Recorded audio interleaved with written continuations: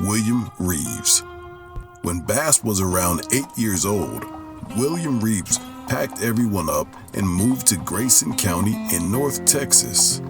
Here, Bass worked with the horses. He was a stable hand and a blacksmith's apprentice. Later on, Bass becomes the manservant of George Reeves, William's son. Bass was his personal assistant and followed him everywhere, even when George joined the Confederate as an officer just before the Civil War. While away with Colonel Reeves, Bass starts hearing stories about enslaved people being set free. And as the legend goes, one night during a card game, Bass and George had an altercation. Bass beats him up, and in fear of retribution, he flees to the Indian Territory, what we now know as the state of Oklahoma.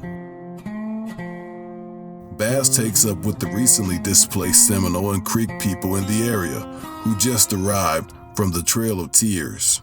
He learned the terrain and the ways of the people, and eventually becomes somewhat fluent in many languages spoken by the tribes in the area.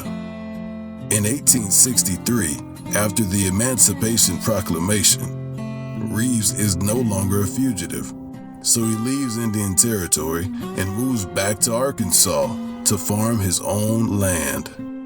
A year later, he marries his sweetheart from back in Texas, Nellie Jenny, and together they raise 10 kids, 5 boys